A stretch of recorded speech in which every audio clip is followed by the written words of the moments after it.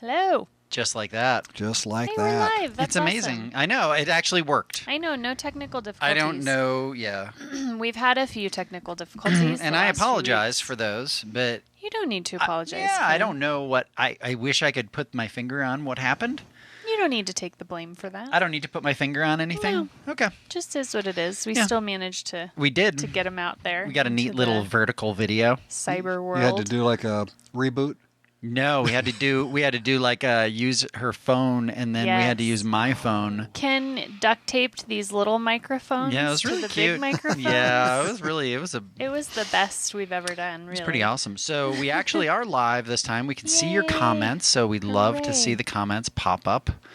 We love to see people pop up. We're here with Rick Mohr today. Hi, Rick. Yeah. Hello. My name's Ken. I'm a co-host. That's Jana over there. She's a co-host as well. I'm also a co-host. Co-host with the most. I get paid the big bucks to be the co-host. Yeah, I bet you do. Yep, my paychecks are about zero every week. Sounds about right. Mine are less than zero. How has your week been, Ken? Yep. So how was yours? No, we're gonna ask. We're gonna ask Ken Not. first. Yep. Just Not share, doing that. You can share something. I'm sure I can. Yeah, it's been entertaining. How about How that? Just a lot going on. so? Okay. Could I be any more vague? Yeah, let's try something a little more specific. Nope. All right. Anyway, so we're here with Rick. Great. This is which one is this? This is number 60, I think. I think it's 59. 59. Okay. Which I'm excited Rick's here because I was thinking about it today, and we talk at the studio, you did our training, and I know a little bit, but I was like, I honestly don't know a ton about Rick, so I'm excited. Okay. I love when I get to know new people, so. The thing that's exciting to me is that I heard you were Jay Moore's dad. Isn't that true? The comedian? Yeah. Well, the same last name, right? Yeah, there's like one actor out there. There was a Gerald Mohr back in the 50s that did all those really horrible... He's like a mass murderer or something? No, but all those bad movies. Oh, okay. All the bad space movies. So No relation. No relation either. No. You don't claim it unless it's a good thing. No. Uh-oh. No. They said they can't hear my mic. Oh, you better turn it up. I don't think there's any turning it up. Turn it on. Oh, here we go. Is it on? Is that the better check? It's always on. This one doesn't. That one doesn't This go one on doesn't turn enough. off. But anyways, you guys talk amongst Maybe you yourselves. should just hold it for a little bit in your hand. So Rick is a member of the Yoga Pod community. When did you start practicing with us?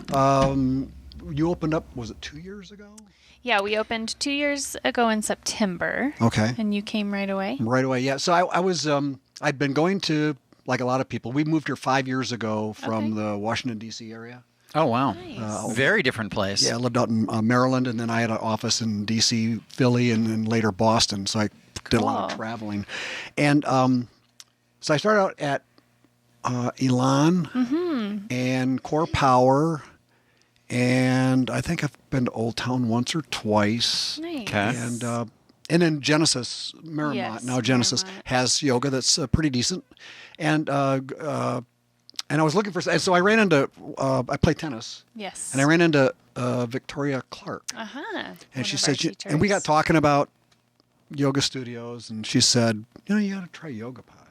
I said, okay. So I did, and I looked up online the schedule, and the teachers are going, I know Gwen. I know Patty. And I'm thinking, all right. So I started, and it just felt like home from the start. Oh, Felt great. I love to hear that. Cool. What was it about Yoga Pod that you felt was different that kind of drew you in? Because obviously you still play tennis at Genesis. You still, are active in the fitness community. So what was different for you? I think the culture. So that's a broad term, but you culture is one of those weird things where you kind of know it when you feel it. And so there was a vibe, there was a vibe that I felt kind of from the very beginning. And the people there, I got to meet and know quite quickly. Yeah. I'm social by nature. If you went on the scale of introvert to extrovert, I'm on the extrovert side. I'm going to talk to people and get to know them. And so I felt very comfortable doing that at Yoga Pod. I think something else that made a difference is the way you're received.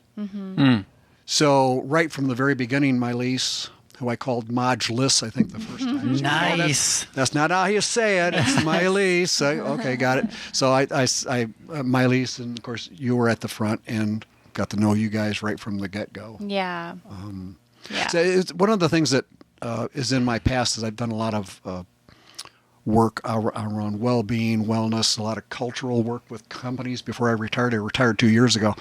And one of the things that's very clear in most organizations is that the behavior of the organization drives what the culture becomes. Oh, interesting. And there's a formula that is behavior over time equals culture. Oh, I like it. Yeah, And I believe that. behavior being, how would you define that for Yoga Pod? Behavior would be what actions?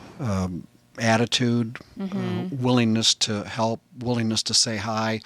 If you're a yoga teacher, the teachers at Yoga Pod really seem to know everybody or try to. We try. Yeah. It's hard. It is. It's like that's like one of the most challenging things is knowing people's names, and then also like not being afraid to go, I can't remember your name this time. I should know it. Yeah. It's a hard thing. Yeah. It's one of those things where if you and the more you teach, the harder it is to know that, if you taught one class every Monday, Sure. and you're going to have a lot of regulars, and it'll be a lot easier to get. Definitely. Where if you're a teacher that's teaching a lot of classes, it's tough. And subbing and random schedule. Well, I love to hear that. I think it just affirms that like we are doing something right. At the studio. Doing lots of things right. And that's what's cool about getting on these members and hearing your feedback and your experience from the student side, which led you into our 200-hour training recently. Yep. And that was an awesome experience. On the tail end of a surgery. 10 days before I started teacher training, I had kind of major hand surgery. I had a bone removed from my thumb. Wow. Why would you need a bone removed? Arthritis. Okay. I literally I had taken steroid shots in my thumb for about 3 years, and they finally stopped working. You're done after that, yep. And all of a sudden, the doctor I talked to says, hey, we're at that point. You kind of deal with the pain. He says, but we can't do more steroid shots because we're going to deteriorate the bone, the rest of the whole thing. The so they take a bone out that is the problem, and they replace it. You can't see it, but they replace it with a ligament from my forearm. Weird. That is so weird. So, it is. And so when I started training, I was 10 days after I'd had that surgery. So the first of the 8 weeks, the first 4 weeks, I had a pretty major kind of a thing on my hand. And in the last 4 weeks, I had a modified version of it. So I became a example of a student that needed to modify. Oh, yeah, for sure. Well, and we had the conversation prior. You were interested in the training and kind of concerned about the injury. And should I even take it? Right. Yeah. Is it a waste of my time? And one of the things that we talked about, which I think ultimately helped you make your decision, was there's so many ways to stay in the practice of yoga without all of the physical aspects of it. Yeah. And that was a nice way for you to pass the time of your surgery, to be immersed in the educational aspect of the practice. So what was your overall experience like in training? You had a cool group. Yeah, really very diverse, 14. Yeah, great every group. age, teenager through two of us that were in our 60s. That's so cool. I'm the old guy. That's great. So cool. Are you older than Dan? I am. Yeah. Okay. By So about 4 years. Rick and Dan were the two Dr. more Dan. mature trainees. Yeah. So, well, it was interesting because one of the requirements was to do a journal. Yes. So I journaled every day. That's so cool. And my journal evolved over those 8 weeks from being I didn't say this sucks. not the training, but my experience. Totally. Sure. But I was really not happy with the first couple of classes because of my limitations. Oh, okay. I Yeah, couldn't yeah. That makes practice. sense. I could study. Yep. You felt frustrated. Observe. Yeah. I was frustrated, and then Yeah. over time, I kind of got used to it. And then toward the end, it became really good. So that was, and I said this in the journal. This was my issue Yeah. because Yeah. the teaching by Gretchen, Kyle, the support we got in other classes by Brad and Kristen, it's just awesome. I mean, really, just you said it earlier, but the diversity added to the richness of the experience. So, one of the things I wanted to ask you about was what brought you to yoga and how did you find that and when? Yeah. So I played.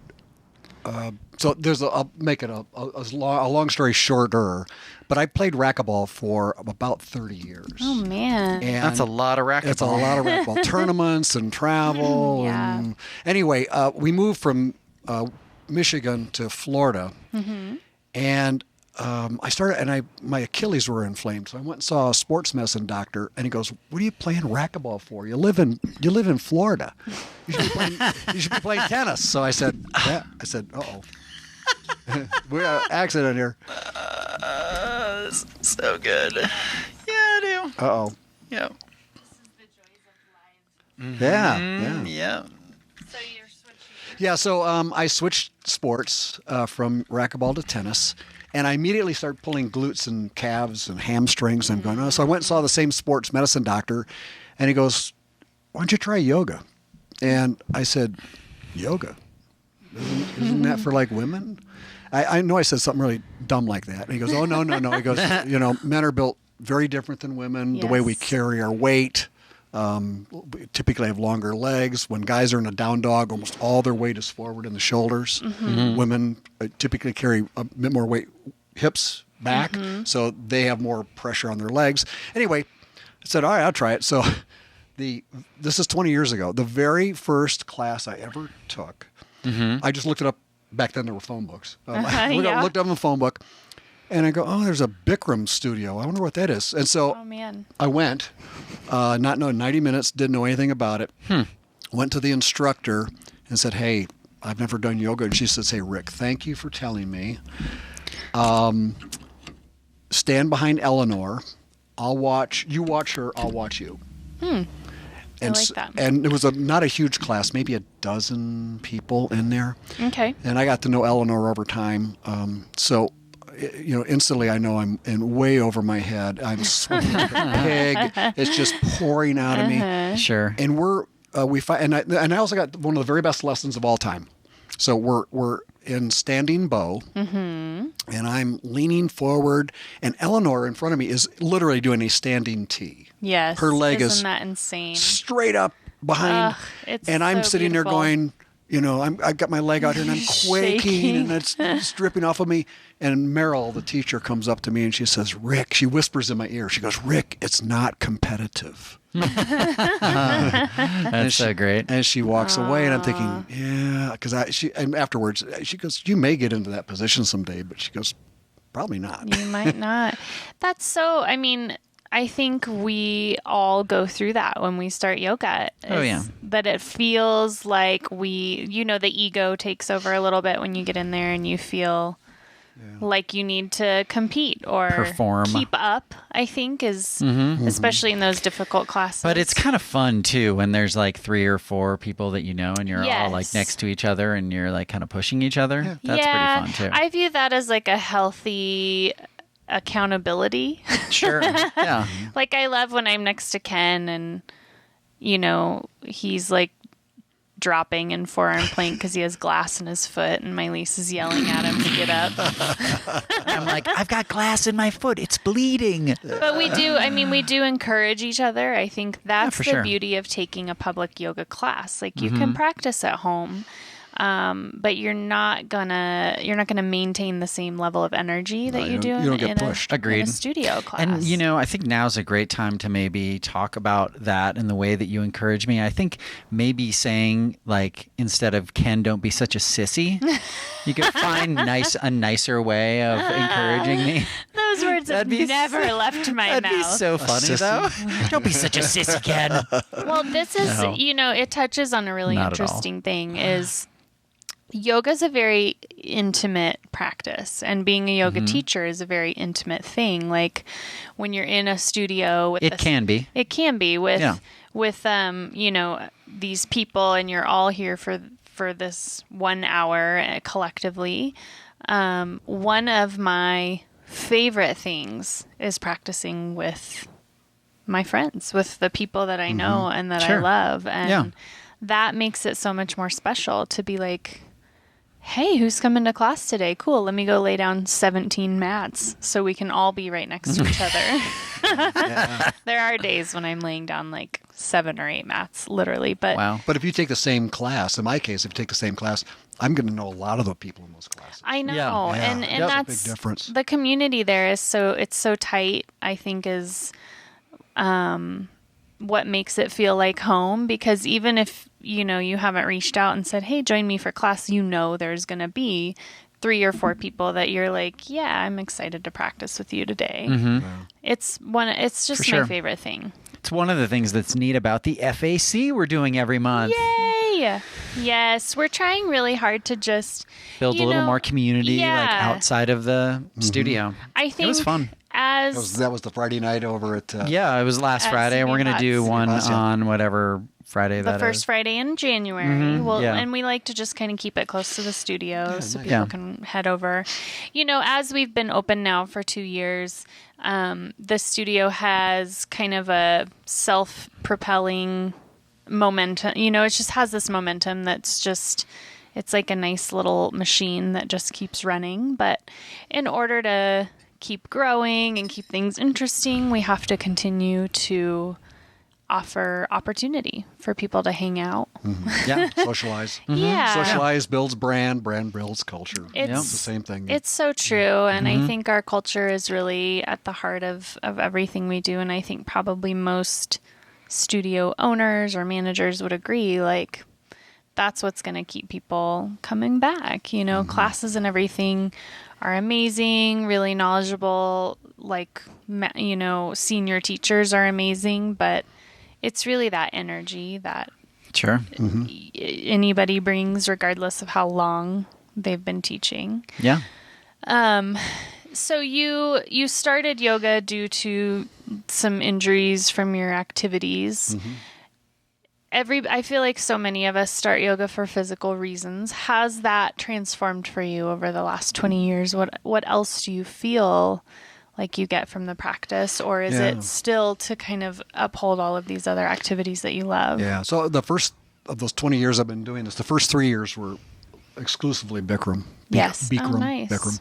And then I started to branch out, and the tennis club I belonged to started to offer yoga. And they started to offer vinyasa and ashtanga and some other variations, yin.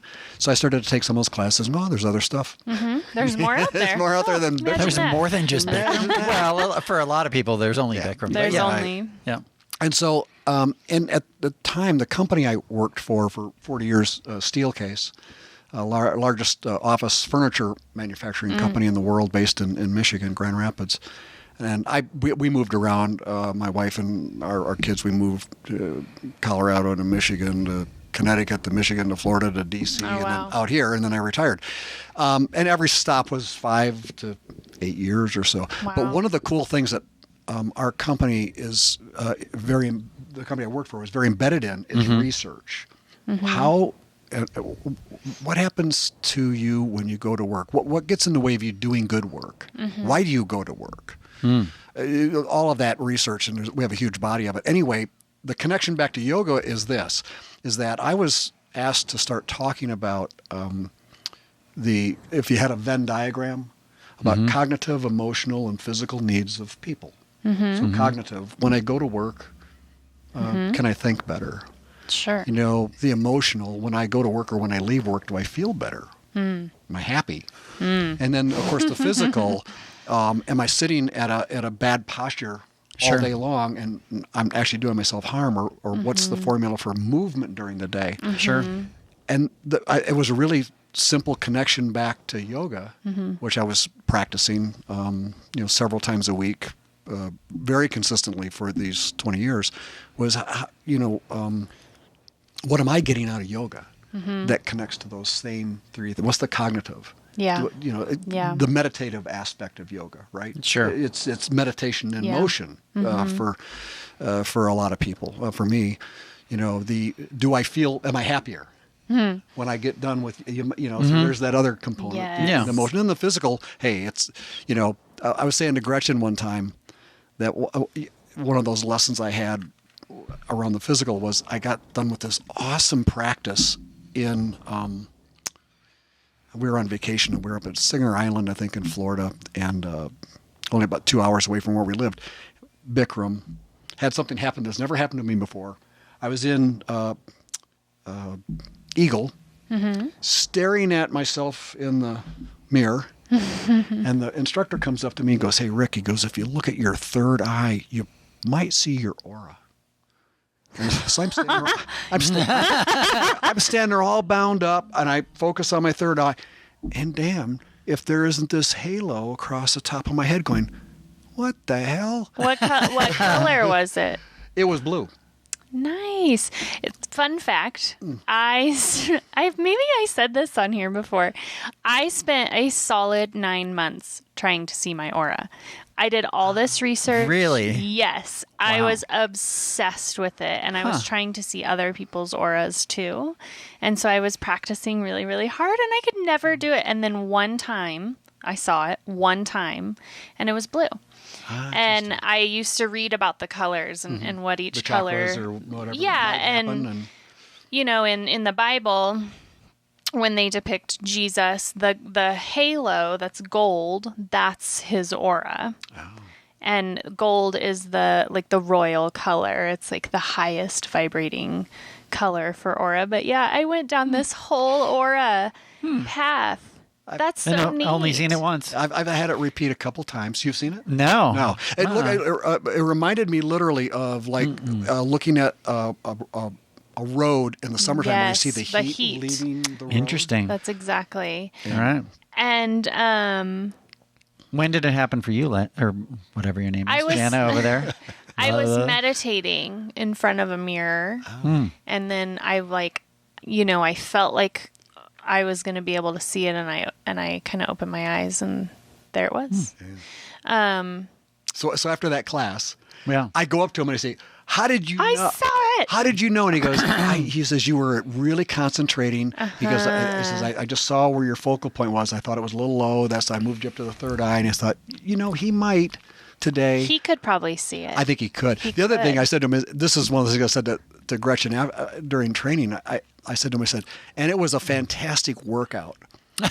And he goes, "Yeah, but today you had to work in." Oh, I love it. And I thought, a work in. So I've used that also. Oh, that's cool. And so that goes back to the physical, is to say, what are you actually getting out of this physically? Both. Right? It's both.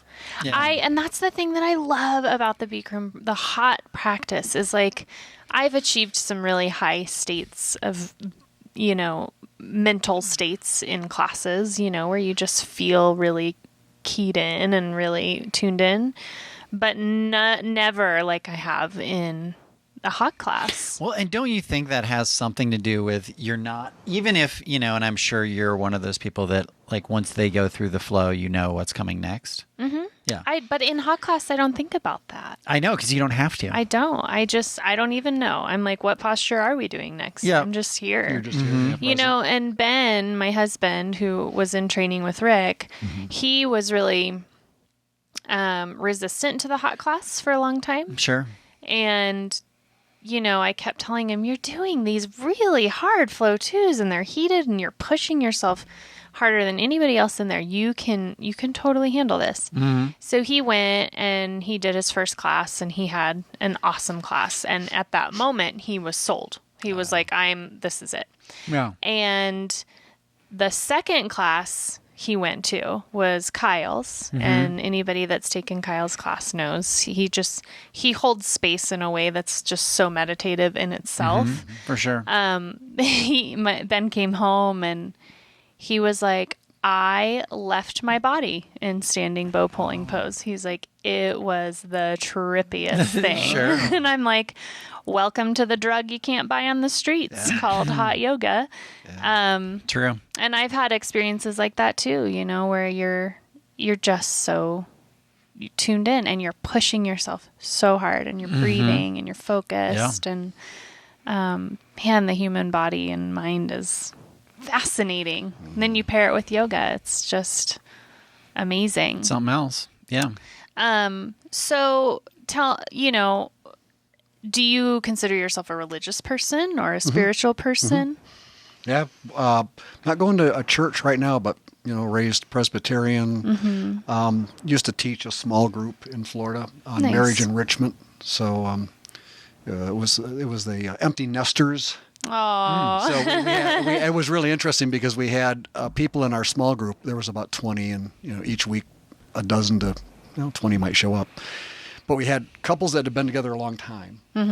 So like my wife and I today have been together, not married, but been together 43 years. aw. Wow. And, That's great. Impressive. December 10th is one of our celebration days. Yeah. Cool. And then we've been married 41, so we'll be on 42 years married and coming up in April. But so we had this really interesting dynamic where we had couples that had been married a long time, and then couples that were maybe second or third timers. Yeah.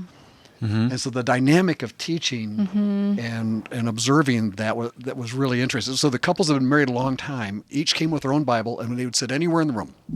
And then the second and third timers would sit side by side. Sure. And share a Bible. and they would blow up at the smallest things because I think part of it was they're a new couple, so to speak, and they were kind of used to their own space. Sure. And so when a debatable topic came up on something, Yeah. Yeah.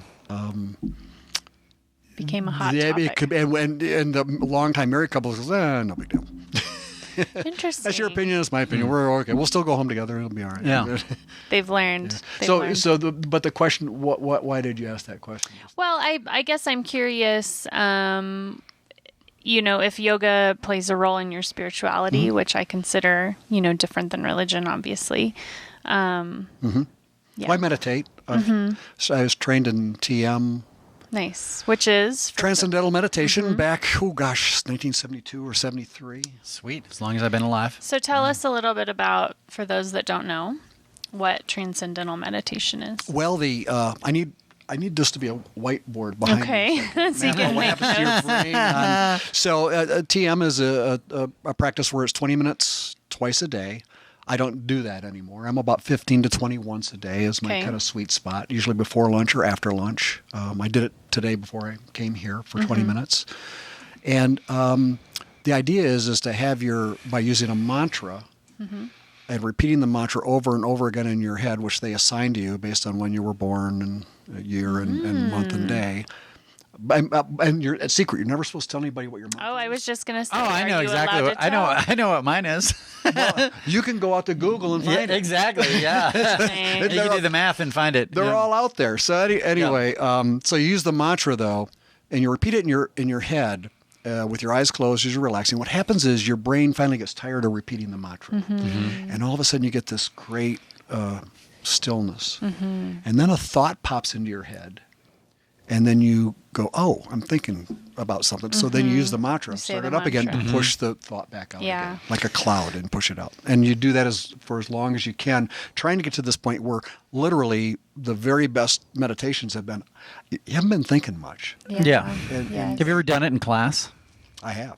It's crazy, right? I've done it in class too, where I've like said, okay, for this 90-minute hot class, This is my I'm mantra. I'm just gonna use this mantra. It's really hard. Like it's not exhausting, but it's a very different way of engaging in the practice. Yeah. It's And really interesting. to me, Om is a mantra, but it's not. I don't think it's a great mantra for descending. Yeah. It's okay. Some people, it probably works great. For me personally, I like mantras that are 2-syllable. Slow down. Let go. I am. Those are all nice, generic. They mean something, but if you say I am over and over and over again, pretty soon it stops meaning I am. It's a sound, right? Yeah. And there's others. That, Yeah. that's my preference. So, and I got away with from it for years, and then I came back. And when I went into my last role, where I did strategy work with large companies all over North America, that was my last job at Steelcase. And prior to that, I managed teams of people somewhere. So this was a different role, and that role was very. I just was in this deep learning mode, and that's where I went to Stanford University and went through the D school there, and I got pro-sci trained in change management, and Nice. there was a whole bunch of fun things that came with this job. Sure. But I was so immersed in learning to get good at this job, because I'm getting in front of C-level Yes. CEOs and Sure. and I'm thinking, I got to know my stuff. And I was having trouble retaining all the Yeah. information. And so I said, you know what? I think I'm going to start meditating again. I mean, because I literally had gotten away from it. And so I started meditating. First couple of days was not good. And on about the fourth day, I got done with my session. I was at home, working from home. And I came out of it, and it was my brain was on fire. I could just read and remember everything I was reading. And I'm thinking, damn, why did I stop meditating Yeah. for so many years Yes. in between, right? Well, because it's a discipline. It is. You know, It is. it's just like the physical aspect of yoga. Meditation is the discipline. And It's funny when you talk to people, though, and they'll say, well, I've tried it, it doesn't work. I I can't know meditate. you have to practice. You It's- have to practice. And we learned so much when Mylese and Kyle and I went to the hot yoga and history philosophy training we did in Austin about just the concept of yoga and how yoga was meditation. I mean, that's originally all it was. And that Right. that moment you're talking about where the mind, you're just not thinking a whole lot, that's the goal. Because when you do, you're clearing space in your mind for this other information to settle. And I know, I'm off and on with meditation too. It's like I meditated every single morning for a solid year, about 3 or 4 years ago, and it completely changed my life. I mean, Why would you do that again? Right. I mean, it doesn't sound nearly good. Right. Like if I don't need a quick head change now, I don't know when I would. And it was so wild the way meditation played a part in YogaPod becoming YogaPod. I had not yet met Mylese, and I began meditating every single morning. Even if I was exhausted, I would get up at 5 because that's my babies get up early, and that was the only time I had to myself. And I would sit and I would meditate. Sometimes I would listen to different waves, like alpha waves or delta waves. Sometimes I would listen to guided meditations, just whatever I felt like at that time. Sure. And I would journal afterwards. And I went back later and looked in my journal, and I had written, after many meditations, about Mylese. I had written about the studio and about what I wanted to create and what I wanted to do for a living. And I had totally forgotten about it. And then when we were moving from that house, I found him and I looked and I showed her and I was like, what is this? But that power of like really clearing the mind so that singular focus, you can just it's like laser, you can just put that in, and then the mind is so powerful. And yeah, I've meditated off and on throughout the years and feeling the need for it a lot these days and trying to in the morning. And I don't know why we set it aside as often as we do. It's weird, right? Even when you know that because it's so much easier to just keep doing than it is to stop and start. Yeah. I know. It's easy to just keep in the just practice like of it. anything. Yeah. It's easier to continue than it is Same thing to- with yoga, It's Life like- changes, right? Oh, yeah, Yeah. for sure. And sometimes you got to go through those struggles in order to go, oh yeah, this is what I needed.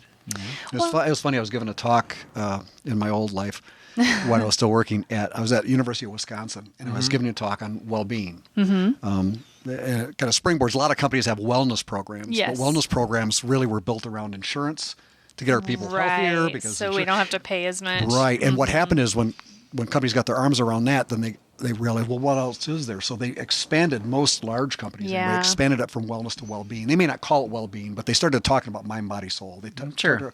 This broad. So I'm giving this talk on well-being at the University of Wisconsin, and I get to the meditation part. And I had a whiteboard, so I'm describing what happens to your brain waves when you're awake versus when you're asleep. Yeah. And what's the brainwave look like, though, when you get to that pure consciousness moment of meditation? And so I was describing it, and then I took the audience through a 5-minute guided meditation as part of this hour-long talk. Anyway, we get done, and I'm looking at this guy in the audience, and man, he looks familiar.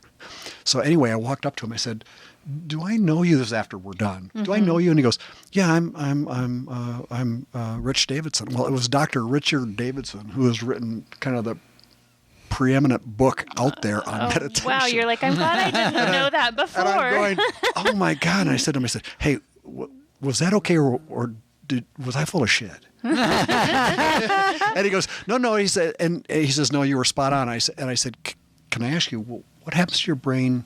You know, I've read your book. I've got your book. But what happens really to your brain when you're?" So he took me to the whiteboard and showed me the waves of your brain when you're awake and the waves when you're asleep. And he said basically what there is between when you're awake and when you're asleep is there's two thin lines. He said, because nobody knows when they fall asleep. Right. You know when you wake up, but you just fall through it. He said there's these two thin slices of your brain, and the top slice, the top thin line, is basically pure consciousness. He says you're driving your brain, you're conscious, you're driving your brain activity down, so you can float along that line as long as you can. Thought pops into your head, you pop out of it, you're still awake. And I said, okay, so what's that other line? What's the line below? He goes, that's hypnosis. He says you're still conscious. He says, but it's deeper, like and you're right on that edge again of falling asleep. Both of those things are. So anyway, it was cool. It was fun to talk with him about that. Well, it is. It's so fascinating, and one of the things I was listening to this podcast called Infinite Potential, which I think I maybe told Ken about. You did. It's Deepak Chopra, and Deepak, he's actually quite amazing and highly intelligent. He was an internist, I think an endocrinologist, doctor, before he went into all of this other stuff. And he's fascinating, really, truly, and he's done a lot of really good work, but he kind of went mainstream with Oprah and all of that, and then he kind of got a bad, people just, they thought he was too trendy or whatever it is. But I think why is he doing this? Right. Yeah. And so he obviously has a daily meditation practice, and this podcast is really, really fascinating, and he has on a lot of scientists, a lot of, other medical doctors and scientists, and how science is just again and again proving that these methods, the meditation and yoga, they change your physiology. They change your brain chemistry. They change your brain activity. It is crazy. And it's movement. Like, how much more evidence do we as a human race need to understand this? Yeah, but I mean, I don't think evidence matters to a lot of people, right? Like, people know that it does. Like, prove it to me and I'll do it. But I think it's just... But I mean, that's people eat terrible. They don't exercise. They smoke cigarettes. I mean, there's all sorts of vices that we all have that we know are bad for us that we do anyways. Everybody wants proof. That's what I'm saying. Everybody wants proof. They may not do it, but at least that's their starting point. They're like, cool. So if I ever decide to do it, I know it's going to be good for me. Right. I was reading an article before I came over here on blue zones. Those are areas of the world. There's about 5 or 6 that are identified now where people live the longest. Oh, interesting. Wow. Like the most 100-year-olds. I love that. And one of the things that they found on the physical side is that people that live in blue zones get up and move, or move about every 20 minutes. Whoa. and what that does for your body chemistry. So many things, I'm sure. Cortisol in your brain, lactic acid in your spine and your hips. There's a whole bunch of benefits that happen when you get some movement you going. move And you don't have to more. move a lot. You just have to move. You just have to get up. And I sit a lot. It's funny. People are like, oh, you probably have such an active job. I'm like, no. And in fact, what I do is I go take a really vigorous yoga class and then I sit down for And then you 4 sit. hours. Yeah. And I don't move. And what happens is I start to slowly Sink become the chair into the, to the point where you can't get out of it. You're like, I'm here now. I see a lot of value in that too. I think they do studies on people who have stand-up desks, and they just But they you also stand shouldn't up. stand all day long. That's the Yeah. My company used to make them, and it's people say, well, the stand-up desk didn't work. Well, you go in and observe. Yeah. Well, you're not supposed to stand all day long. You got to Yeah. stand and supposed to move. sit. Yeah, Stand throughout and the day, you're sit. supposed to move, not just be in one posture or the other. Sure. I'm going to try to sit. I'm going to try now. I'm going to stand up every 20 minutes, except for when we're podcasting. Yeah. Well, the Stand up stand-up- break. Stand-up Stand up break. Have your watch buzz and I got to Yep, stand up gotta and recalibrate move. stuff for just Yeah. a second or two. So we did a study with Mayo Clinic. Oh, cool. There's a you may have seen something called a walk station, which is a Yes. Oh, yeah. Mhm. our company invented that. The medical team at Mayo Clinic originally designed that for the morbidly obese. And what they quickly found out in their research was they developed a prototype product is the morbidly obese won't use it. Yeah. It feels unsafe. They don't want to be viewed as, that's the person that has to go on the treadmill desk. Yeah, that makes sense. Shaming. So they said, this is actually good for everybody. Right. Sure. So here's the interesting part of the science that came out of it, is that if you have a walk station, a treadmill desk in your office, let's say there's one for 40 people or whatever, and if you could discipline yourself to get up once an hour for 5 minutes, go on the treadmill desk, and you could do that for 6 hours in a row. So at the end of 6 hours, you would have done 30 minutes. That's the equivalent as if you worked all day long, seated basically, went home, grabbed your gym bag, went to the gym and run at your target heart rate for 45. Wow. Wow. Not cardiovascular, caloric burn. Because what happens with these 5-minute bursts, When you get up and down, up and down. it's like the when you graze and you eat smaller portions throughout the day, your metabolism runs more efficiently rather than you get these big spikes. Sure. Yeah. Of 3 squares a day Yeah. or whatever. Same thing with this movement. Your metabolism Makes is sense. running and burning throughout the day. It's interesting if you think about the lines that you were drawing for the brain and how really the goal would be to keep them fairly parallel and like steady. That's kind of how you may want to live your life. You want to keep, not a lot of this up and down, but more of just that like a is the- moderately thing. But isn't that human nature? But that's life. I know. It's the vicissitudes But- of life. But there's a goal in there. There is. Yeah, for sure. Yeah. And if you can learn not to let things affect you in that manner, that's the goal. I think it's the goal. It is the goal. Yeah. But how impossible? It is. Yeah. It's so impossible. impossible. But I think understanding or having the awareness that is the goal, right? Or realizing like you're being ridiculous, you're overreacting. Yes. Like this amount of drama is unnecessary. The 15 things, right? Or Right. whatever, high or low, is I think like half the battle, right? Because I think there's a lot of people out there that are just not self-aware. Not aware. Don't know they Yeah. have no idea the effect that they're having on themselves or the people around them. Right. I have like zero tolerance for those people. It's so Yeah. so hard. The lack of self-objectivity. Oh my god, about it's what's going on it's with so, them or others. Yeah, it's so hard. Yeah. It's so hard for Yeah. me to be like empathetic and Yeah. understanding with Well, there's this whole concept of like, we're all fish swimming in water in the ocean. And if someone were to ask us what water, like, how's the water feel today? We're like, what's water? Yeah. You don't Sure. even, there's so many fish out there that are just swimming, unaware of where they're at. They are the center of their own universe. And it's up to those of us that understand that we are in water and, you know, that we are fish to be patient with those people. And I think when you think about yoga and how you define a yoga teacher, and kind of living that lifestyle is compassion. And so you don't have to tolerate them, but like there's a level of compassion for just like, you know, how sad that must be to not be aware. For sure. Because there's so much, when you are aware, there's so much more out there. It's like being around people that are negative. Yes. Agreed.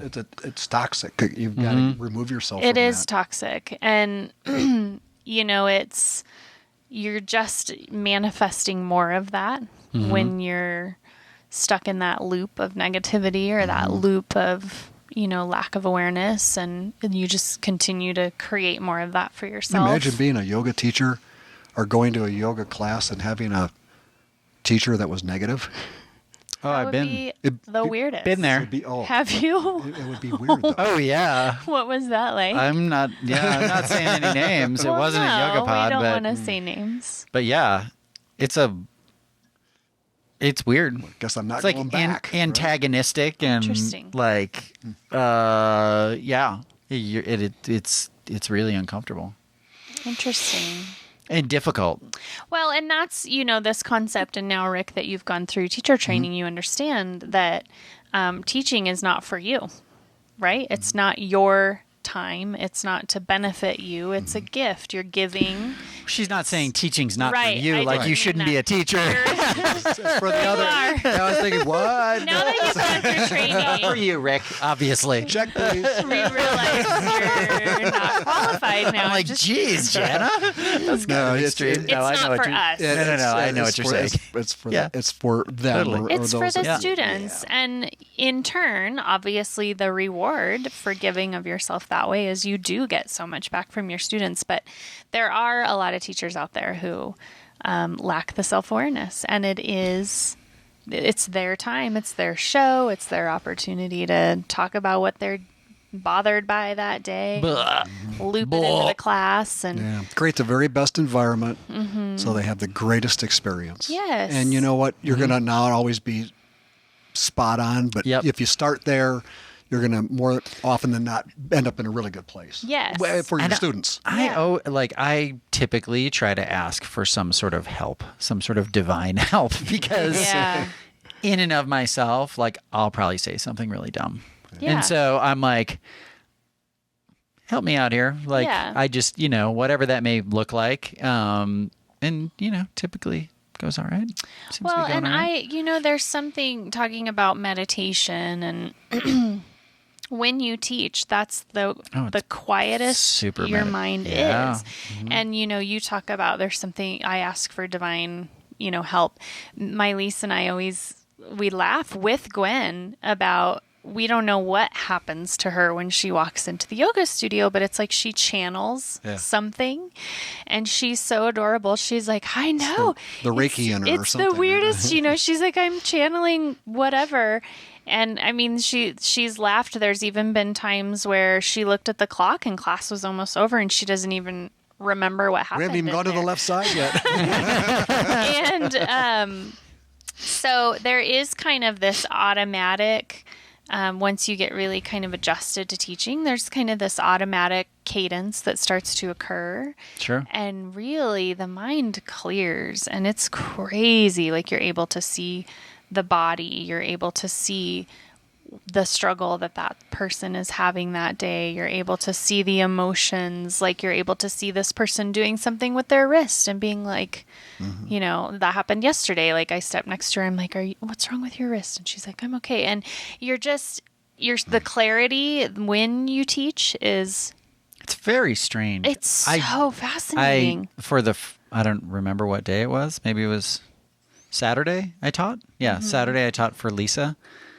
And we got to the standing series and I was like, wait a minute, what happened to like Eagle and like Did I do it? I did. Yeah, I didn't even remember Yeah. going through. I was like, wait, did I do the other? What the hell just happened? Like I felt like I Yeah. was transported, you know, Oh, to yeah. automatically to there, and then I'm just like talking and like, what is Well, going and on? I've always told Very weird. teachers, if you're having a bad day, don't sub your class, teach it, because you're gonna feel like $1,000,000 afterwards. Yeah. Like you're gonna get something. Do you think it's out of it. important also for teachers to practice? Yeah. You know, I think a Yeah. lot. I wonder, you could make it a. You could make it a business, right, to be a teacher. Mm-hmm. But and you could Yeah. work your way out of being actually a practicer too. Oh, yeah. Yep. A student, right? Yeah. A lot of teachers do. A lot of teachers teach so much, which there's a lot of factors to that. I mean, I think as an industry, it doesn't support the level of income that teachers should make, Sure. if that makes sense. The industry doesn't really allow for it. People aren't willing to pay more for fitness, you know. So teachers should make more than they do, but most of them end up having to grind it out with 18 to 20 classes a week to make ends meet. To find time to practice in that time frame, I think is 18 to crazy. 20 classes a week. But That's if you look at insane. Kristen Lassiter, she has 18 classes scheduled. That's how many she teaches every week. She also does private lessons, and she still manages to practice the most Yeah, she was out in of my any class teacher yesterday. at the studio. Yeah. So it can be done. So when people get into that loop again, that feedback of like, oh, I don't have time, that's a choice. Yeah. Yeah. And I am a huge advocate for practicing. And in fact, if you're not practicing, I don't feel that you should be teaching, Right. you know? Yeah, Kristen was in my class yesterday. Brad, were you in? No. Gwen, or not Gwen. It was Gretchen's yesterday. But there were several teachers in the class. Yes. There's always a lot of teachers It's so important. practicing, it seems like. at And I think YogaPod. it's important to remember there's different different ways to practice too. Like maybe right now you're not able to hop on your mat 4 times a week and take a class. Maybe you get in 1 a week, maybe a couple a month, but in your other time you are finding meditation or you're doing Sure. some yin at night before you go to bed or Watching Wheel of Fortune, Yeah. doing Half Moon. totally. Yeah. You can work it in. Yeah. But it is important, Rick, and you know that. Oh, yeah. Agreed. Yeah. Yeah. So tell me a little bit about, you know, why did you come to Vinyasa? How did that come about? It was an exploration of what else is out there. I got to a point actually with Bikram, I kind of got bored Yeah. because that's all I had done. Sure. Yeah. For And years. 26 postures, 13 up, 13 down, both sides, 52. I kind of had it, and I thought, well, what else is out there? So, and then within Vinyasa, there's a lot of different ways that a teacher can take a class. Yep. So I like that variability. Today we're working on hips. Today we're working on shoulders or backs or whatever. And then there was also different gradients of heat. Yeah. From not heated to kind of heated to really heated. Sure. And then when I was still working, I traveled a lot. And so when I had time, if I didn't have like a customer dinner or had a little time in the morning, I'd grab a yoga studio somewhere. And I started to experience different studios and how they taught. And that was fascinating because and some were awesome, some were not. And so I'm always looking for, and I think this is what's really cool about YogaPod is in both the 1 and the 2 flow is the teachers have that freedom to create their practice. And the teachers that are there are not only strong, but they have a lot of experience, and they have a lot of confidence in being able Yeah. to take their students in a direction Sure. that day in a safe way. Yeah. Yeah. Because safety is also important Yes, too. it is. And so I became really fascinated with kind of that. I Yeah. still have the one thing I haven't done is Iyengar. Iyengar. I have not done that, and I know somebody teaches that here locally, and I definitely want to do that and Yeah. be humbled again. Yeah, it's very alignment Yeah. based, very Yeah. meticulous. Yeah. Have you done any Kundalini? No. So Kundalini would be really, really cool too. Yeah. It's a lot of breath work, Yeah. a lot of breath work. So transcendence. you like start floating above your mat for a while. It's pretty wild. It's pretty intense. Okay. It's But cool. I love that. I think obviously you're a lifelong learner, which I can see that in you. So tell us, what time is it? 12:24? Yeah, 56 minutes. So, what I want to ask, because I think you have a really neat professional background, and now you have this teacher certification and freedom. Retired. You're retired.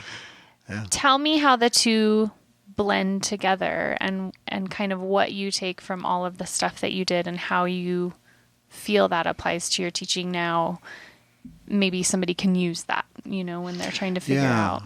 Well, so if I back up, my background for a lot of years was leading teams of people somewhere, launching products, sales, marketing, distribution teams in different parts of the country for Steelcase. And then when I went into the consulting group, which it was my second time there. I actually was part of the consulting group in the mid-'90s, and then I rejoined it for the last 7 years of my career. I found this.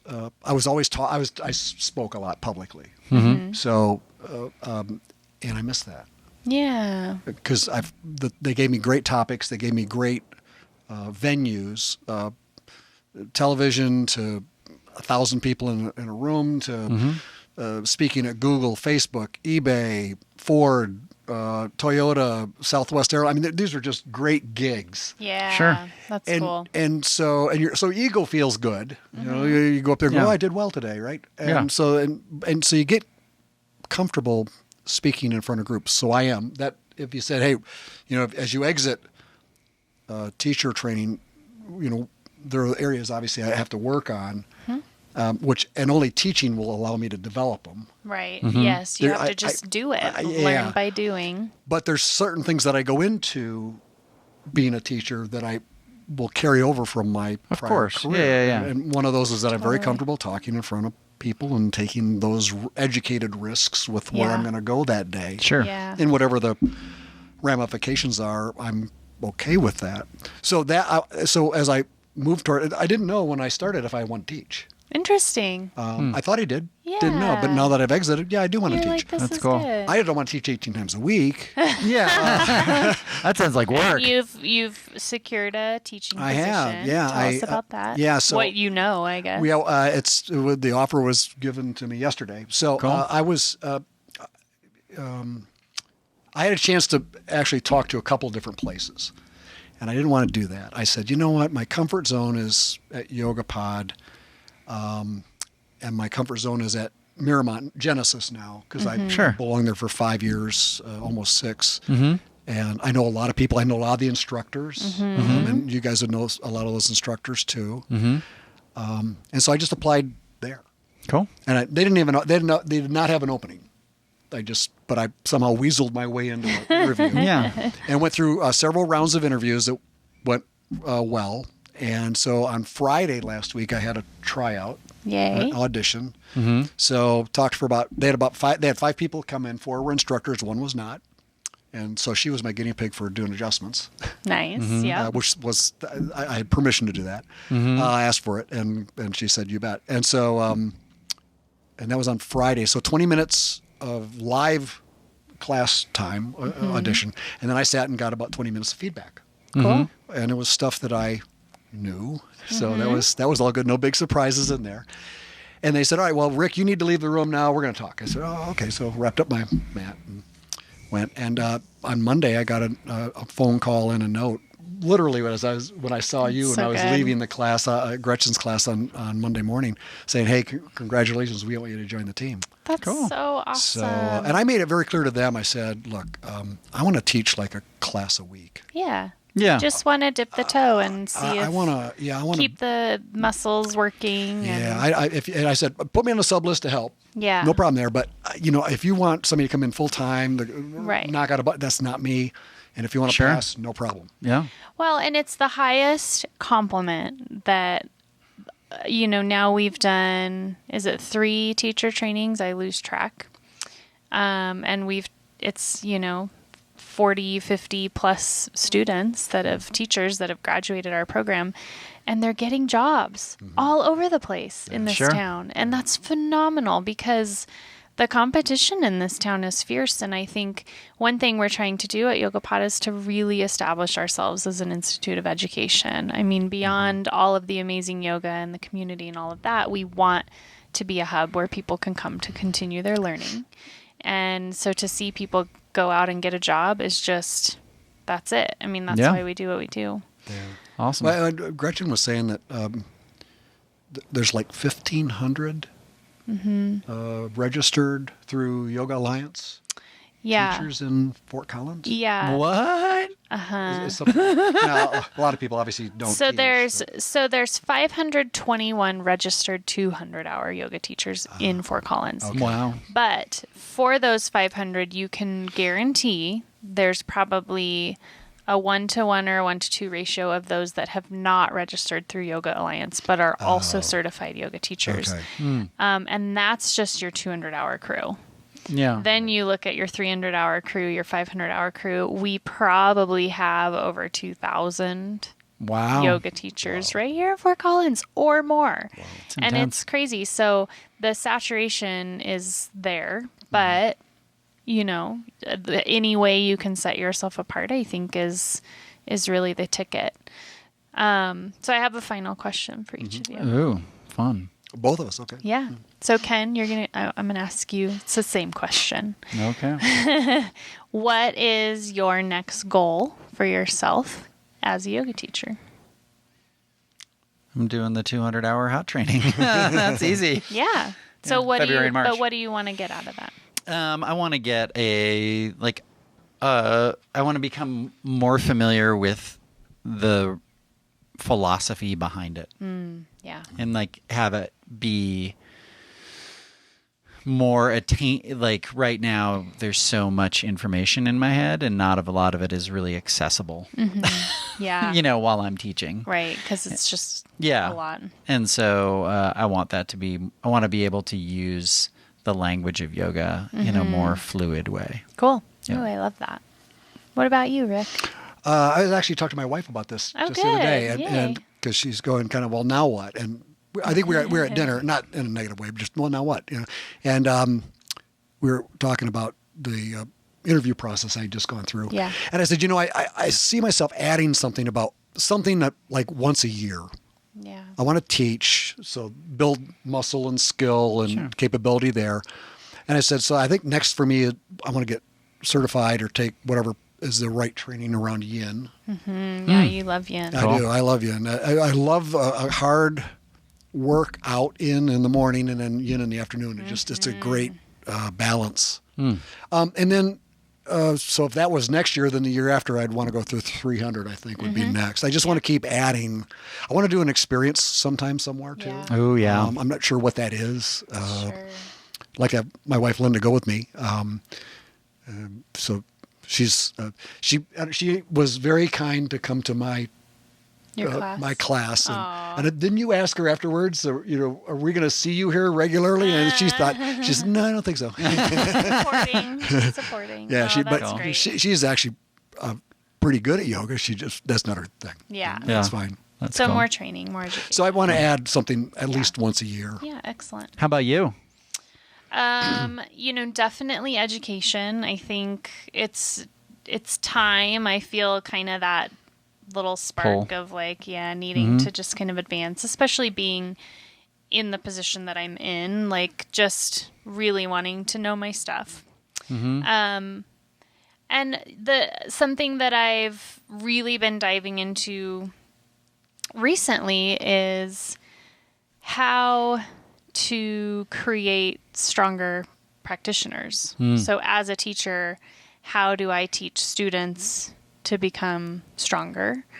And, you look at some of the practitioners on social media, or you even look at like Brad's practice and just the strength in that practice and the lightness, Sure. and just that that fluidity, and it's achievable. So I've really been researching a lot about that, and I've been... Can I be your guinea pig? Yeah. I've been teaching a lot about it in classes for months. Just this idea of drawing in, right? So really drawing in and then extending at the same time. So this idea of engagement and muscular engagement and bandhas and prana and all of this stuff. So I'm in a bit of a rabbit hole, but I love it. And I mean, that's my goal ultimately, whether I go through a 300-hour or whatever, is I really want people to grow in their practice. And that's how you create lifelong practitioners, is when you see there's more, there's always more. And I want people to come to my classes and leave feeling successful, but also like there's something there that they're missing, you know? Yeah. Cool. And I don't know that I'm the person to do that, but that's what I'm passionate about. And I ask you all that because when you first start teaching, and I'm still a new teacher, I've only been teaching about 4 years, you're trying to figure out what kind of teacher you are, so that if somebody asks you to write a bio, you can be like, this is what you expect in my class. This is what I'm passionate about cultivating. And those questions kind of get the wheels turning about like, hey, what kind of teacher do you want to be? Yeah, that's cool. So right on. Well, that was really fun. Yeah. For sure. Thanks for coming in, Rick. Thank you. Thank you for having me. Yeah, if people are enjoying this, I don't know if they can hear me or not, but the comments look like they stopped. I guess. I don't know. I don't know. Hopefully they can share this, rate and review us, let us know how we're doing. Yeah. And we'll see you all next week. Hooray. Bye. Woo-woo. Thanks.